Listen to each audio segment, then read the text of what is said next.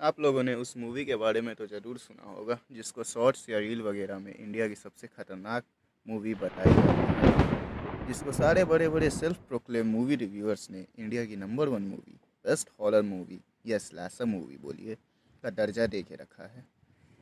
इस मूवी का नाम है वेलकम होम, जो कि सोनी लिव पे अवेलेबल है। अगर मैं सच कहूँ तो बिल्कुल लॉजिक नहीं है इस मूवी के पीछे।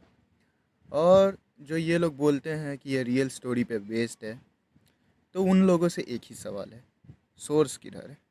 साफ साफ पता चलता है कि इस मूवी के डायरेक्टर ने a girl in the basement से स्टोरी का बेस उठाया है।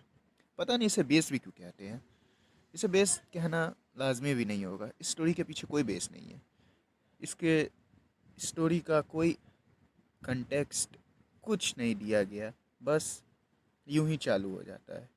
एक लड़की का दिखलाता है जो कि टीचर है, उसके फियांसे ने उसे नौकरी छोड़ने की धमकी दी है और वो अपनी निजी ज़िंदगी से ऐसे ही परेशान है। अगर मैं सच कहूँ तो इससे लाख गुना अच्छा क्राइम पेट्रोल का कोई भी एपिसोड देख लेना चाहिए, वो ज़्यादा बेहतर होगा इस मूवी के पीछे टाइम देने से।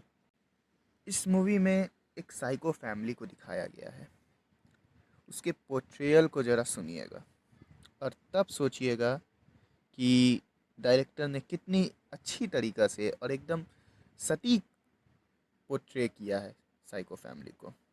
जो बाप है, मेन विलन, वो रोज़ पूजा करता है, हाथ जोड़ के हमेशा प्रणाम करता है, फिर जाके अपनी बेटी का रेप करता है, औरतों को मारता है। और उसकी एक बूढ़ी माँ, उस विलन की माँ जो है, वो महाभारत देखती है। इस बात पर गौर करिएगा, मतलब ये लोग एकदम जूम करके दिखाता है कि इसकी माँ महाभारत देख रही है और साथ ही साथ गीता का पाठ भी करती है, वो भी रोज़, और अपने बेटे का साथ देती है। जो भी वो कारनामा करता है, वो सब खराब चीज़ में उसका साथ दे रही है उसकी माँ, बूढ़ी माँ।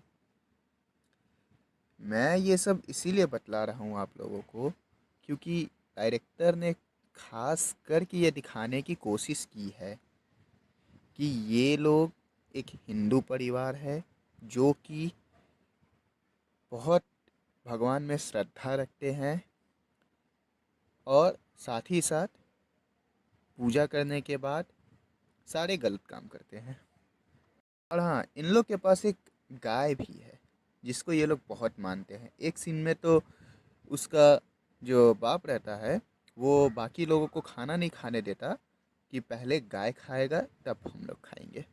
तो मतलब आप समझ ही सकते हैं वो लोग कितना हिंदू है बॉलीवुड के हिसाब से।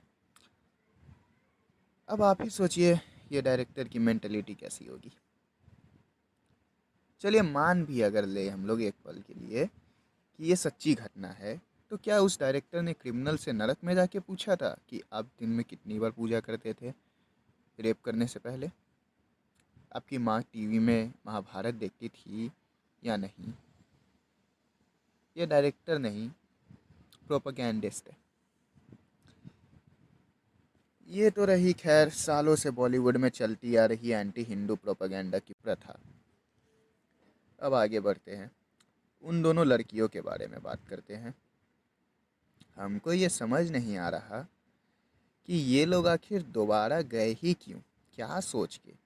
अगर कुछ अजीब भी लग रहा था तो कोई मदद लेके जाते, पर नहीं, इनको तो बस पता नहीं ये लोग क्या सोचे, बस चल दिए वापस से उस घर में। और ठीक है चलिए, गए भी वहाँ पे।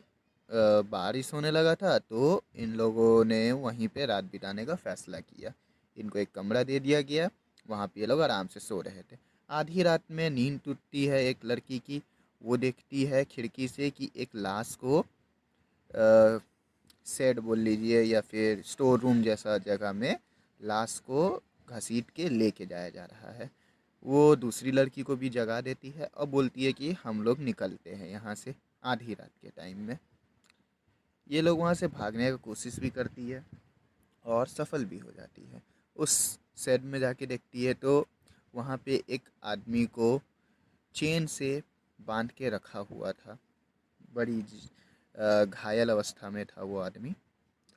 और फिर वहाँ से घर से वो लोग बाहर निकलने के बाद जंगली जानवरों के डर से वापस वो घर में आ जाती है। शायद उनकी स्कूटी का चाबी वगैरह छूट जाता है रूम में, इसीलिए वे वापस आ जाती हैं। मुझे एक बात समझ नहीं आई, जब वो लोग रूम में पहली बार गए थे तो दिखलाया गया था कि लड़की का भाई बार बार कॉल कर रहा है इसे, तो इसका मतलब फ़ोन में सिग्नल मिल रहा है। तो जब इन्होंने देखा कि एक आदमी को कैद करके ये लोग रखा हुआ है, क्रीपी हाउस होल्ड है, तो इन लोगों ने डायरेक्ट पुलिस को फ़ोन क्यों नहीं किया? आखिर क्या सोच के ये लोग क्या सोच रहे थे खुद को, क्या कर लेंगे ये लोग? ना पुलिस को कॉल किया ना कुछ, रात ऐसे ही बिता दी। सुबह हुई, सुबह में ये लोग फिर से निकल गए वहाँ से, आराम से निकल गए। चलिए, मुझे लगा कि एक काम तो बुद्धि का किया, सुबह होते के साथ वो लोग रफू चक्कर हो गए, चाय नाश्ता पानी के लिए नहीं रुके। लेकिन फिर वो बूढ़ी माँ, हाँ वही बूढ़ी माँ जो महाभारत देखते रहती है, उसने बताया कि अपने बेटे को कि ये दोनों लड़कियां रात में बाहर गई थी। तो बस वो जो नौकर था और ये, वो दोनों मिलके उन लोगों का पीछा करते हैं और पत्थर से मार के इन दोनों को वापस पकड़ लेते हैं। और फिर जो ये लोग का थ्रिलिंग पार्ट है वो चालू होता है। उन लड़कियों को मारता है उसका बाप पूजा करने के बाद। हाँ, डायरेक्टर ने खास करके दिखलाया है कि जो विलन है वो बार बार हाथ जोड़ता है उसके बाद जाके मारता है। और साथ ही साथ इन्हीं बीच में वो नौकर भी एक लड़की का, उन दोनों में से एक लड़की का रेप कर देता है।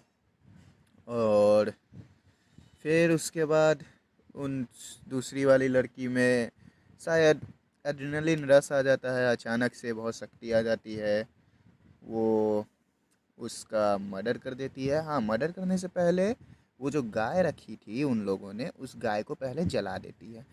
मूवी में दिखाने की कोशिश की गई कि ध्यान भटकाने की, पर पता नहीं, आप लोग ही सोच सकते हैं डायरेक्टर की सोच।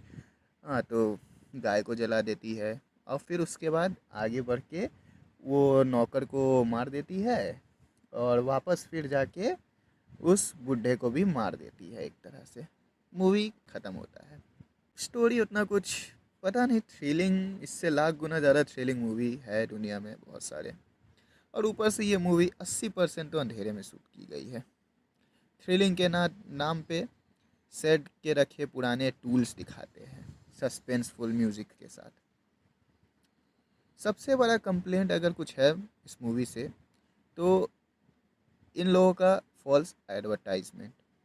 ये लोग मूवी को ऐसे एडवर्टाइज किए थे कि मूवी इज़ नॉट फॉर फेंट हार्टेड वगैरह, पर इसमें कुछ उतना डिस्टर्बिंग था नहीं, भले इरिटेटिंग ज़रूर था।